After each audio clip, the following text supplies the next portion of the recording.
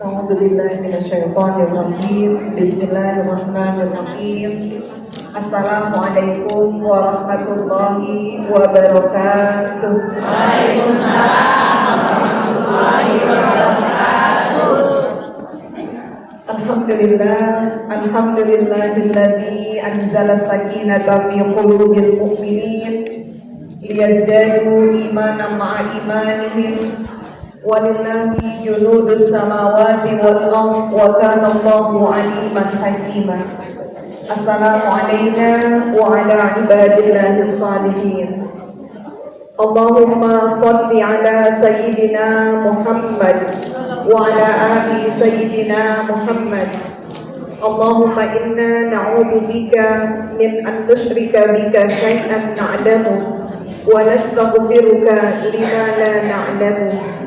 Ya Allah, kami berlindung kepadamu dari kesyirikan-kesyirikan apapun yang kami ketahui, dan kami memohon ampunanmu dari kesyirikan-kesyirikan kecil yang sering muncul di hati kami dan kami tidak menyadarinya. Allahumma inna na'udzu bika min ilmin la yanfa' wa min qalbin la yakhsha wa min nafsin la tashba wa min da'watin la yustajabu laha. Ya Allah, kami berlindung kepadamu dari ilmu yang tidak bermanfaat, dari majelis-majelis ilmu yang kami datangi tetapi semakin bertambah keras dan sombong di hati kami. Jauhkan kami ya Allah dari hati yang tidak pernah khusyuk dalam beribadah, dari jiwa-jiwa yang tidak pernah bersyukur atas nikmat yang Kau berikan, dan jauhkan kami dari doa-doa yang tidak Kau ijabah karena kerasnya hati kami. Na'udzu bikalimatillahi tammah min kulli syaitanin wahammah wa min kulli 'ainin lammah wa la haula wa la quwwata illa billahil 'aliyyil 'azim. Amin amin ya rabbal alamin. Alhamdulillah, masya Allah, burung gelatik di pasar Malabar. Ibu-ibu cantik, apa kabar? Alhamdulillah. Alhamdulillah, luar biasa. Allahu Akbar. Masya Allah, yang kita hormati bersama-sama Ibu Ketua Majelis Taklim kaum Ibu Hajah Eni Hikmati bersama pengurusnya, bersama jajarannya. Kita doakan semoga apa-apa yang beliau upayakan menghadirkan kajian-kajian di lingkungan kita ini semuanya menjadi syafaat kelak nanti pemberat yaumil hisab. Amin ya rabbal alamin. Ketua DKM Masjid Al-Ikhlas Bapak Haji Muhammad Muhradin bersama pengurus-pengurusnya, petugas hari ini yang luar biasa, kece-kecenya ini gak kalah sama yang muda-muda ya Bu ya. Ibu-ibu petugas dari RT 01. Alhamdulillah, masya Allah, Ustazah Nunung dan jamaahnya yang hadir, salam kenal. Para ustazah, para hajjah, calon hajjah, jamaah semuanya dari Masjid Al-Ikhlas, dan saya lihat tadi ada beberapa jamaah yang hadir dari luar juga. Dari ada anak-anak santri dari Batu Ceker, tadi katanya jalan kaki ke sini bersama dengan ustazahnya juga, barakallah. Juga semua warga RW 06, RW 07. Alhamdulillah, alhamdulillah. Kita ketemu lagi, kalau bukan karena rahmat Allah ya Bu ya. Gak tahu hari Minggu pagi ada yang masih sibuk tanam kembang, ada yang masih sibuk main sepeda, ada yang masih sibuk jogging. Tapi rahmat Allah menghadirkan ibu-ibu duduk di masjid ini lagi. Rahmat Allah pula kita bisa ketemu lagi di bulan ini. Alhamdulillah, alhamdulillah ya rabbil alamin. Salawat dan salam selalu tersampaikan kepada kekasih kita baginda Rasulullah Muhammad sallallahu alaihi wasallam, penuh rindu, penuh cinta kita. Semoga hidupnya kita hari ini apa-apa yang kita upayakan menjalankan sunnah baginda Rasulullah Muhammad sallallahu alaihi wasallam tercatat semuanya sebagai umat yang nanti akan dibanggakan oleh baginda Rasulullah, sebagai umat yang telah nanti kita akan dikumpulkan bersama-sama di tepi Telaga Kausar, dan kita insya Allah semoga tercatat juga menjadi umat yang mendapatkan syafaatnya beliau nanti. Assalamualaikum ya Rasulullah. Allahumma salli ala Sayyidina Muhammad wa ala ali Sayyidina Muhammad kama sallaita ala Sayyidina Ibrahim wa ala ali Sayyidina Ibrahim wa barik ala Sayyidina Muhammad wa ala ali Sayyidina Muhammad kama barakta ala Sayyidina Ibrahim wa ala ali Sayyidina Ibrahim fil alamin innaka Hamidum Majid. Baik ibu-ibu, alhamdulillah, katanya bulan lalu masih ada sambungannya. Masih ingat nggak bulan lalu kita belajar apa, Bu? Tuh kan, kemarin ngantuk, sekarang lupa. Kemarin kita membahas tentang Al-Quran sebagai syifa, sebagai kesembuhan. Bagaimana caranya menghadirkan Al-Quran agar menjadi kesembuhan dalam hidup kita. Betul ya, Bu? Saya mau tanya dulu nih, udah dipraktekin belum di rumah? Wajah-wajahnya kayak bingung ini. Udah dipraktekin belum, Bu? Insya Allah. Ada yang sudah merasakan perubahan? Ada, alhamdulillah. Kemarin ada beberapa syarat supaya Al-Quran itu menjadi kesembuhan dalam hidup kita.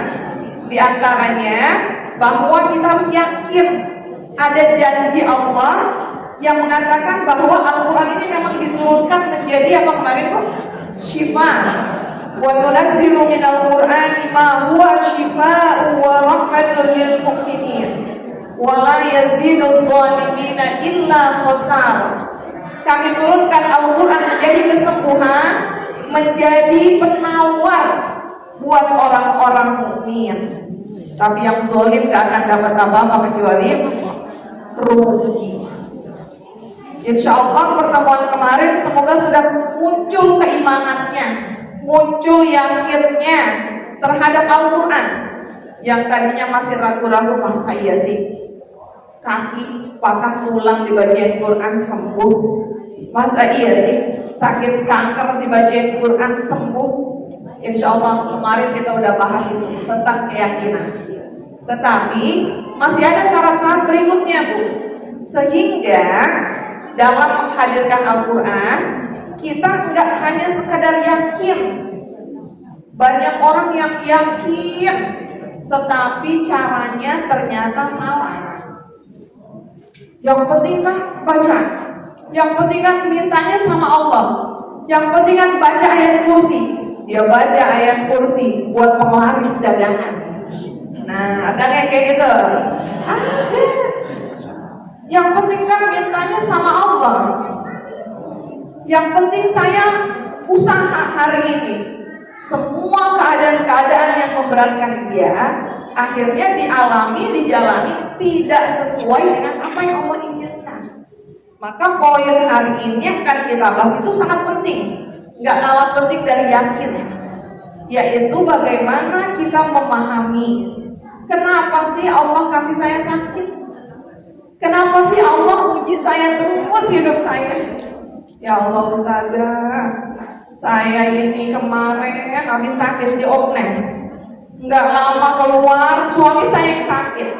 Suami masih sakit, mertua di rumah, di kampung meninggal. Anak ternyata kecelakaan. Ada nggak yang kayak gitu, Bu? Hidup kita ini kayaknya penuh dengan ujian, betul? Kenapa kita diuji?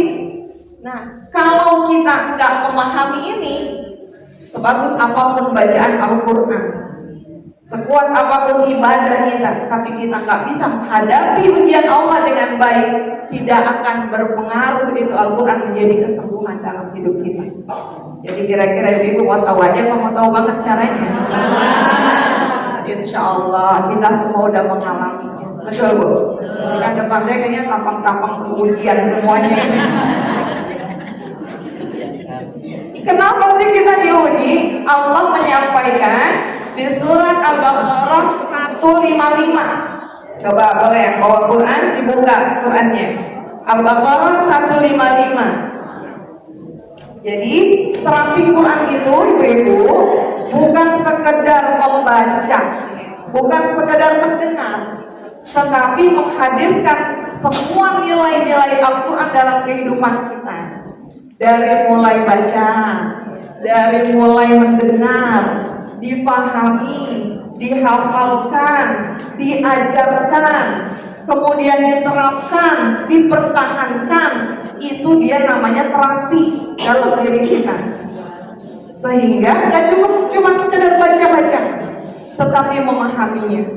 Dan hari ini yang ibu baca, setiap huruf yang kita baca, insya Allah kita niatkan menjadi terapi naik ke langit, menjadi terapi buat kita kesembuhan, kebaikan-kebaikan jalan hidup. Sudah dapat Al-Baqarah 155 apa bunyinya? Bismillahirrahmanirrahim. وَلَنَبْلُوَنَّكُمْ بِشَيْءٍ مِّنَ الْخَوْفِ وَالْجُوعِ وَنَقْصٍ مِّنَ الْأَمْوَالِ وَالْأَنفُسِ وَالثَّمَرَاتِ وَبَشِّرِ الصَّابِرِينَ الَّذِينَ إِذَا أَصَابَتْهُمْ مُصِيبَةٌ قَالُوا إِنَّا لِلَّهِ وَإِنَّا إِلَيْهِ راجعون. Dua ayat yang akan kita bahas hari ini. Kok ujung-ujungnya innalillahi ini? Tentang apa kira-kira ini, Bu? Ya Allah Ustazah, saya udah berobat kemana-mana gak sembuh-sembuh. Saya udah usaha mati-matian supaya rezeki kebuka, belum juga kaya-kaya. Saya udah berbagai macam usaha, tapi hidup saya kayaknya susah terus. Mungkin kita banyak yang kayak gitu ya, Bu ya. Kita nggak tahu bahwa Allah menyampaikan tadi kata Allah, walanabluwannakum, pasti kata Allah, kami akan uji kalian semuanya. Ini taukidnya banyak, ada berapa? 2 kali taukid pengulangan dari Allah, penegasan. Pasti akan kami uji kalian semuanya. Siapa itu? Siapa-siapa yang masih hidup di dunia pasti akan ketemu namanya ujian. Ad-dunya darul ibtila, kata Nabi. Dunia ini tempatnya ujian. Yang pengen hidupnya baik-baik aja, yang pengen hartanya banyak, badan sehat, sadar dunia ini tempatnya ujian. Pasti akan ketemu banyak ujian. Jadi selagi masih tinggal di dunia, kalau diuji itu namanya normal. Apa, Bu? Normal. Kata Allah, pasti akan kami uji kalian semuanya. Yang pertama dengan apa jenis ujian? Yang pertama minal khauf. Apa itu khauf, ibu-ibu? Rasa takut. Ini ujian terbesar dalam diri kita sendiri. Allah tempatkan pada urutan pertama bahwa ujian terbesar itu diri kita sendiri. Kadang kita ngerasa minder, kadang kita ngerasa was-was, kita takut rezeki kita ke depan kayak gimana. Dolar hari ini naik meskipun sempat turun, ya Allah semuanya mahal ya Allah. Melihat berita pergaulan anak-anak sekarang luar biasa, berita LGBT yang bertambah makin banyak di Indonesia. Takut gak kira-kira, Bu? Takut. Ujian dari Allah Subhanahu wa ta'ala. Yang pertama minal khauf, rasa takut. Yang kedua wal-ju'. Apa itu? Kelaparan. Contoh yang di depan saya ini mas seger-seger gak pernah kelaparan kayaknya. Ya, Bu ya. Alhamdulillah kita gak pernah ngerasa kelaparan. Saudara-saudara kita yang di Palestina, di Sudan, di Syria, mereka diuji oleh Allah kelaparan.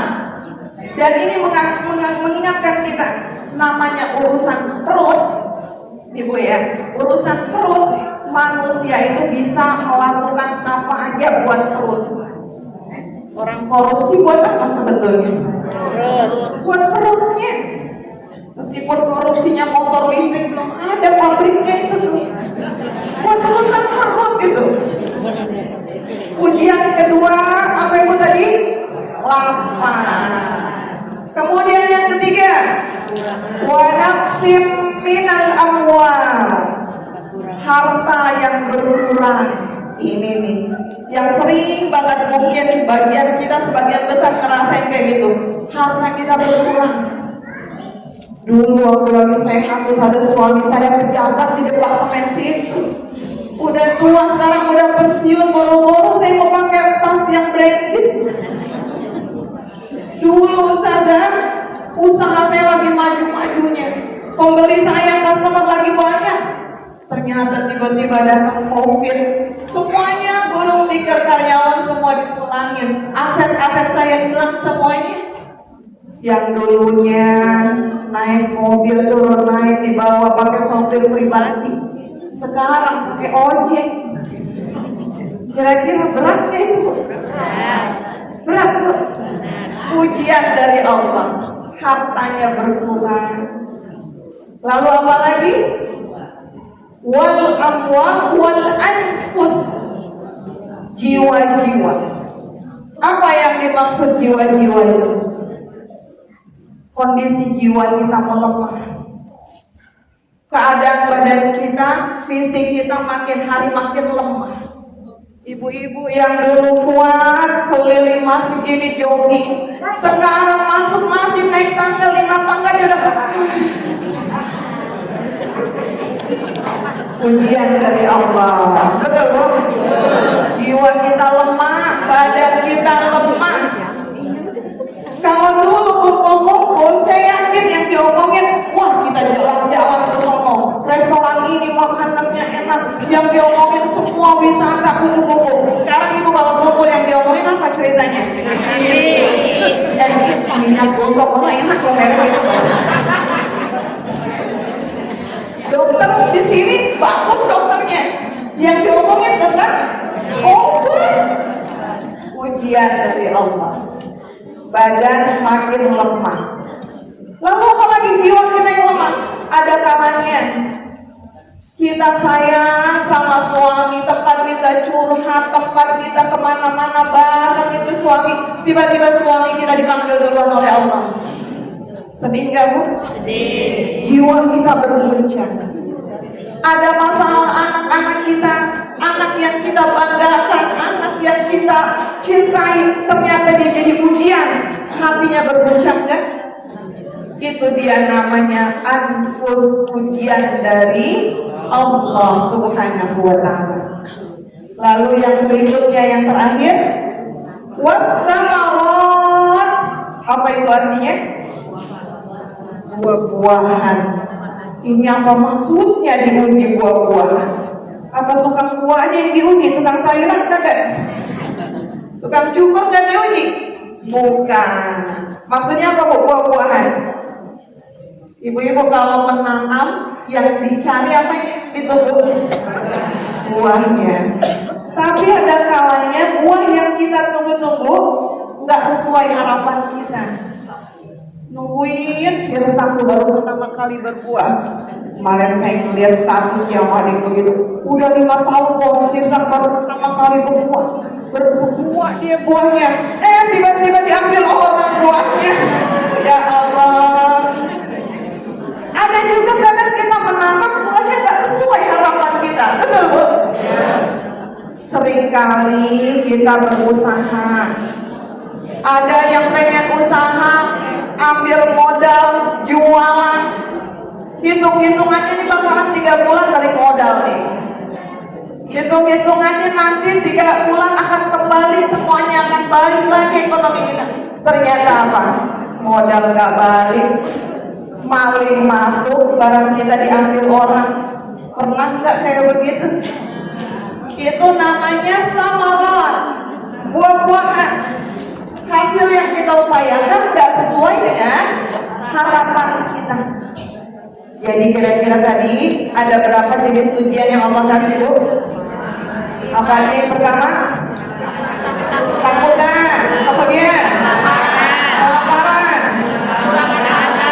kurang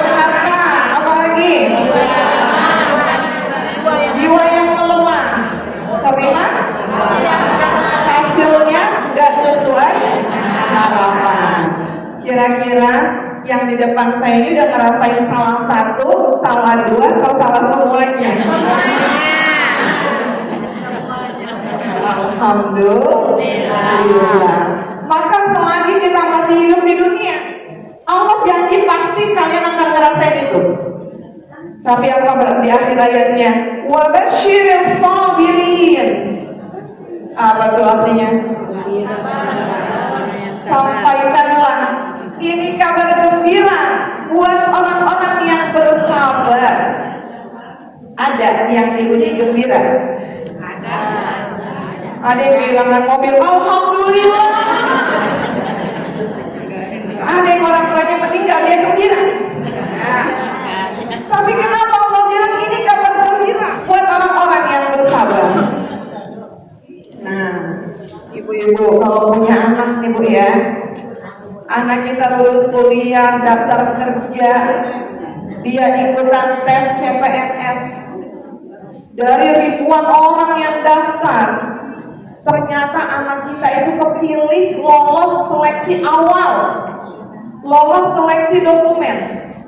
Dipanggil tuh anak kita. Ibu-ibu seneng nggak? Gembira nggak? Anak kita dipanggil buat apa Bu? Yakin langsung kerja, langsung dibayar. Buat apa Bu?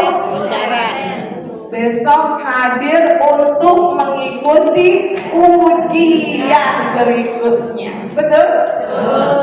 Untuk urusan dunia kita dipanggil diuji, kita gembira. Kenapa dipanggil sama Allah diuji nggak bergembira, ibu-ibu? Betul nggak? Seharusnya kita bergembira karena dari ribuan miliaran manusia yang semuanya pengen masuk surga, ibu-ibu yang Allah tunjuk, kita yang dipilih menghadapi ujian berikutnya. Dan kata Allah, tidak ada tangga yang lebih dekat menuju surganya kecuali tangga itu namanya ujian. Berarti hari ini ada yang rezekinya sempit, bergembira kata Allah. Ada yang lagi sakit gak sembuh-sembuh, gembira. Wa basyiris sabirin. Ini kabar gembira buat orang-orang yang bersabar. Maka ucapkan alhamdulillah ala kulli hal. Terima kasih ya Allah untuk semua keadaan yang Kau berikan untuk hari ini. Bu, sudah syukur belum hari ini? Udah berterima kasih sama Allah.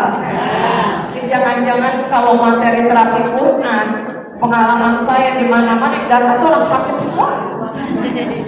Ntar kalau bagian saya di situ pada bawa air, bawa galon, sakit. Besok kalau udah sembuh dia nggak ngaji lagi. Insya Allah aja kita sini kayak ya. Nah, bergembira kata Allah, ini adalah kabar gembira buat orang-orang yang bersabar. Maka di ayat yang lain Allah menyampaikan, "Ahsibtum an tadkhulul jannah walamma ya'tillahu walamma." Dan kalian, apakah kalian mengira kalian akan diuji kata Allah? Apakah kalian mengira kalian akan masuk surga? Walamma ya'tikum mathalul ladzina khalau min qablikum. Sedangkan kalian belum merasakan ujian-ujian berat seperti orang-orang sebelum kalian. Masathumul ba'sa wad-dharra wa zulzilu. Lihat orang-orang sebelum kita, Bu, yang dekat-dekat kehidupannya dengan kita.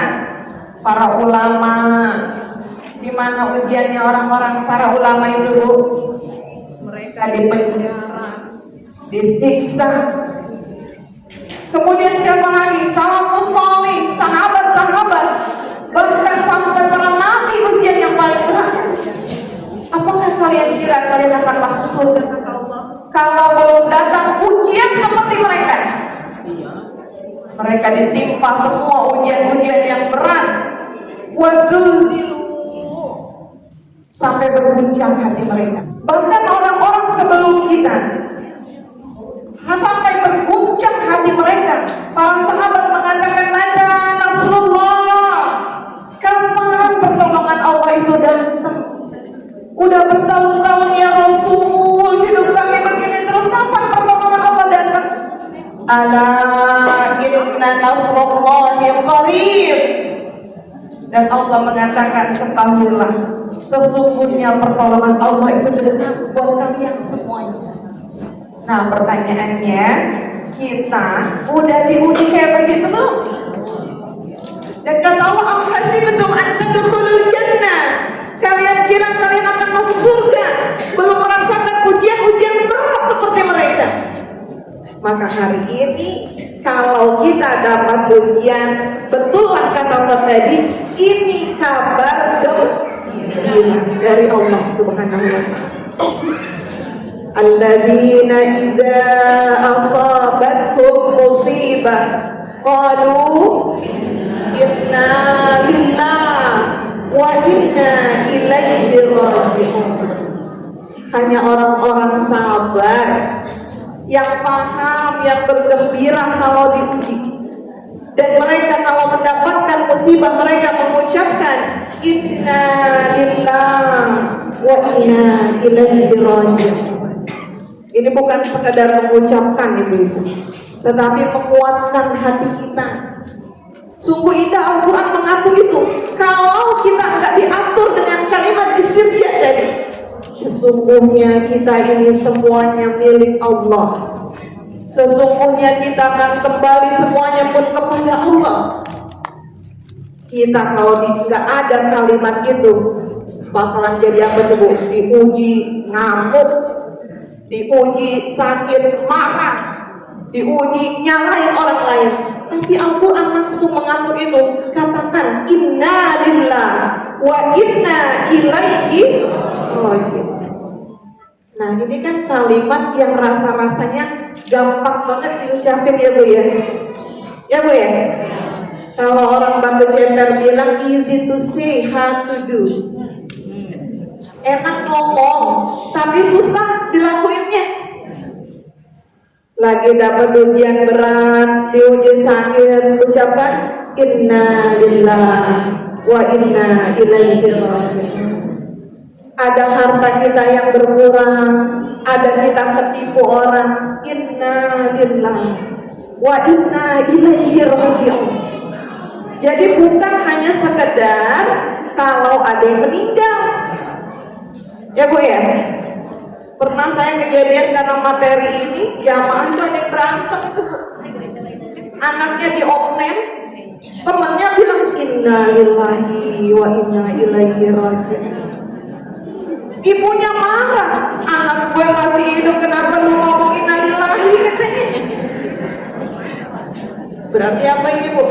Ngajinya belum tuntas, ngajinya baru sekali pertemuan doang kemarin. Maka bahaya gak ikut hari ini. Maka katakan ya Allah, sesungguhnya aku ini milikmu ya Allah. Yang lagi diuji sakit, sakitnya punya Allah, badannya punya Allah, hidupnya punya Allah. Boleh nggak Allah kasih kita macam-macam itu? Boleh nggak hari ini Allah bikin kita senang, ibu keluar dari masjid ini dibikin sedih? Walladzi adhaka wa abka. Allah menjadikan kita ketawa dan Allah bikin kita nangis juga. Kalau hari ini lagi diuji, ya Allah rezeki saya lagi sempit banget nih hari ini, inna lillahi, aku kan milikmu ya Allah. Dulu juga pernah dikasih rezeki sempit, terus dapat rezeki yang lainnya. Ya Allah, saya ini sakit udah bertahun-tahun, inna lillahi, aku milikmu ya Allah. Dulu pun saya pernah sakit dan Engkau sembuhkan. Karena apa? Karena aku milikmu ya Allah. Dan aku yakin semua yang Kau miliki gak akan pernah Kau tinggalkan. Betul Bu? Ibu-ibu punya motor? Mobil, ada mobil? Enggak, saya cuma nanya doang. Ibu bayangkan kalau ngaji di depan ada motor tuh. Motor kita, motor yang lain. Yang kita perhatikan pasti motor punya kita doang ya Bu ya? Kalau tiba-tiba ibu mau pulang, itu jok motornya ada kotor, ada anak-anak main taruh kotoran di jok motor ibu marah kan? Kenapa marah? Karena itu pokoknya kita sendiri motornya. Tapi kalau di motor orang lain marah nggak? Bodoh amat, cuma punya gua. Siapa? Ya kan tuh. Sesuatu yang kita miliki bu, pasti akan dijaga. Motor dikunci, dibersihin, diservis karena motor itu punya kita. Sekarang bayangkan, kita ini punyanya Allah. Masa si Allah nggak jagain kita? Masa si Allah bakalan tinggalin kita? Apa mungkin Allah meninggalkan kita begitu aja kalau kitanya punya Allah ini bu? Pernah merasa ditinggalin sama Allah? Maka ucapkan inna lillah. Sesungguhnya hidupmu milikmu. Hari ini ya Allah, kehidupanku lagi susah, lagi sempit ya Allah. Hari ini kau takdirkan pasangan hidupku, suamiku menjadi ujian buatku. Punya suami lagi lucu-lucunya, lupa jalan pulang.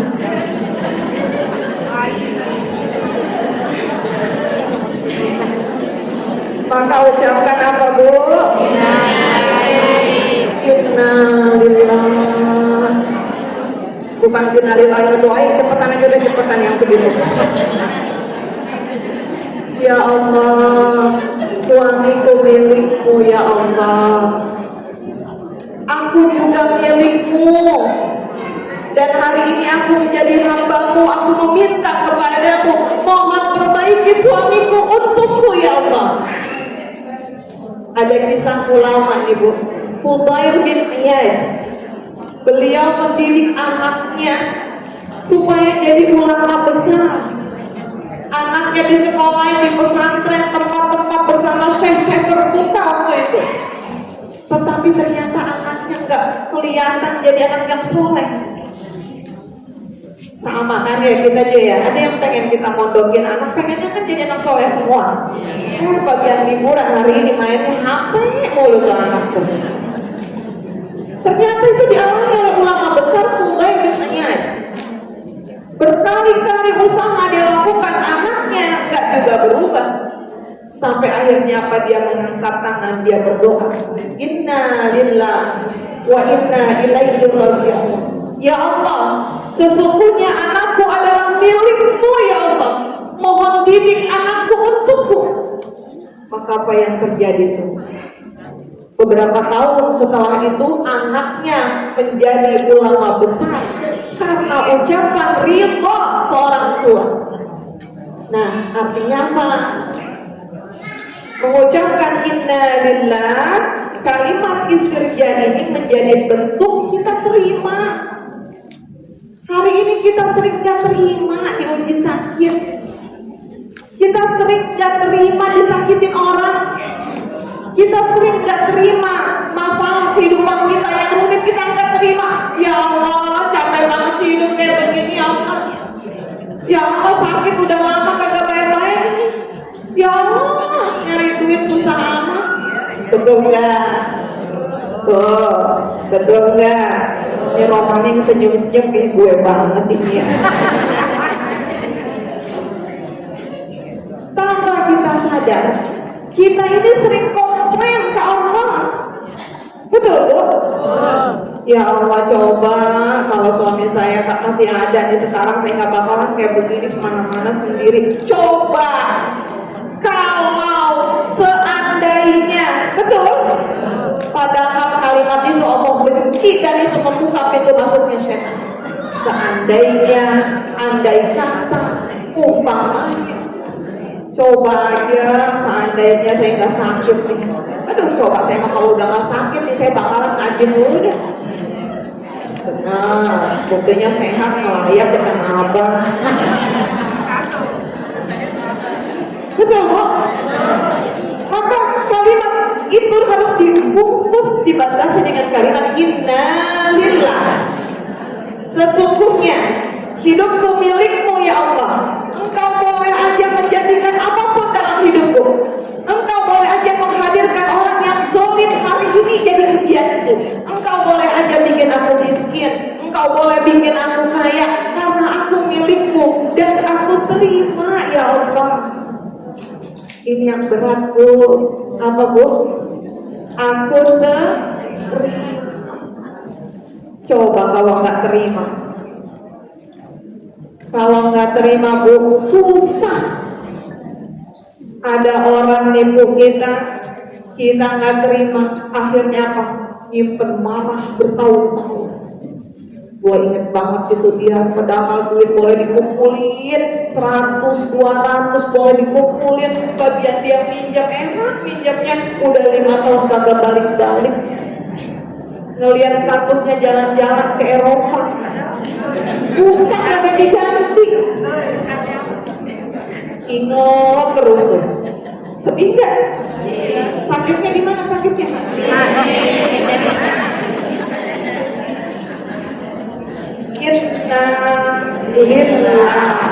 Ya Allah, sesungguhnya hartaku bukan milikku, tapi hartaku milikmu ya Allah. Ya Rabb, Engkau datangkan dia menguji aku, menguji keikhlasanku, niatnya membaik pengen ngebantu saudara kita, tapi ternyata dia meninggal nggak mau bayar hutangnya. Dia juga nggak mungkin datang sendiri, kecuali Allah yang menghadirkan dia dalam kehidupan kita. Betul Bu? Maka kita ini semuanya milik Allah. Saya pernah banyak kejadian-kejadian karena saya adalah pembimbing umroh. Salah satu jamaah bilang, Ustazah, doain Ustazah, kalau duit saya dibalikin, ini seharga umroh, dia janji mau ngebalikin duit saya berangkat sama Ustazah. Lalu saya bilang, Bu, emang ibu kira rezeki ibu dari orang yang hutang itu, Bu? Padahal ibu mau datang ke rumahnya Allah, Zat yang membuka, memberikan rezeki semuanya, dan ibu cuma ngarepin satu rezeki itu. Padahal Allah punya banyak rezeki. Oh iya ya Ustazah, tapi saya ngarepin dari mana lagi Ustazah? Gak ada yang lain. Bu, innalillah. Duit ibu punya Allah, harta ibu punya Allah, kehidupan ibu punya Allah. Ibu berniat kebaikan, itu pun Allah yang menggerakkan. Minta sama Allah. Orang yang belum bayar utang, biarkan, insya Allah nanti menjadi jariah ibu. Dan tetap kita mengingatkan kewajiban dia untuk saya. Ternyata setelah penutupan semuanya tutup, udah didaftar, udah penuh itu kursinya. Tiba-tiba ada yang mundur satu. Ternyata dia daftar. Saya bilang, udah dibayar utangnya? Tidak usah. Dari mana ibu dapetin? Ternyata rumah ibu saya ada yang beli, DP-nya pas banget buat bayar umroh. Ya Allah. Ini apa? Makna dari istirja, makna ridho dulu. Yang Allah pengen kita terima dulu. Dikasih sakit udah terima belum? Hari ini sakit. Kan ketika Nabi Musa diuji, ujiannya panjang oleh Bani Israel itu berulang-ulang. Kata Allah cuma bilang, terima dulu Nabi Musa, terima aja. Gak usah banyak nanya, gak usah banyak ngotot, gak usah nanya-nanya kenapa begini ya Allah, kenapa begitu. Sehingga akhirnya Bu, kalau kita gak terima, yang ada hanya sedih berkepanjangan di hati kita. Yang ada apa lagi? Kecewa terus. Padahal kecewa itu adalah bentuk protes kita kepada Allah Subhanahu wa ta'ala. Sedih yang berkepanjangan itu bentuk kufur kita atas nikmat Allah Subhanahu wa ta'ala. Nah loh, hati-hati. Maka hari ini pembahasannya lumayan berat. Ya Allah, rasa-rasanya kayaknya gampang ngomong innalillahi ini, tetapi prakteknya Bu susah. Ya Bu ya, prakteknya udah pakai shin gede itu susah banget. Gimana saya bisa ridho Ustazah? Hidup saya kayak begini. Iya dia diujinya kaya, saya ujian saya susah. Kan kita hidup ini Bu, cuman ada dua Bu, antara enak atau bener Bu, antara senang atau senep. Betul Bu. Kalau lagi enak kita bilang alhamdulillah, emang saya punya Allah, Allah boleh aja kasih saya kaya Bu. Tapi coba tuh kalau lagi diuji senep gitu Bu, bisa bilang kayak begitu? Ya Allah, kenapa sih ini sakit kagak baik-baik? Ya Allah, kan malu. Dengkul sakit kalau ngaji, miring kanan sama, miring kiri sama. Kan malu ya Allah. Bagian diuji nggak enak, beda penerimaannya. Padahal ujian itu ada yang enak dan ada yang enak tadi Bu. Kira-kira yang di depan saya ibu pengennya diujinya yang enak apa yang enak? Enak. Saya tahu jawabannya, semuanya pengen ya. Enak. Tetapi ibu tahu nggak? Abu Bakar As-Siddiq ditanya, kalau Allah mengujimu, kamu lebih suka diuji dengan miskin atau kaya? Lebih suka diuji sehat atau sakit? Abu Bakar tuh yang ditanya, bukan ibu. Sudah tahu jawaban ibu, pengennya enak-enak semuanya. Tetapi apa? Abu Bakar As-Siddiq bilang, sesungguhnya aku lebih menyukai diuji dengan kesempitan daripada kelapangan. Aku lebih menyukai diuji sakit daripada sehat. Kenapa? Karena dengan sempit itu aku jadi semakin dekat dengan Allah Subhanahu wa Ta'ala. Masya Allah. Bisakah kita kayak begitu? Doanya ibu-ibu lagi bongkek sama lagi punya duit, saya jamin beda doanya. Benar? Doanya lagi sakit sama lagi sehat beda mintanya. Oh, ini sakit dikit aja udah pasang status Allahumma ini fi badani gitu kan. Ya Allah, sehatkan badanku. Bagian sehat mah boro-boro doa.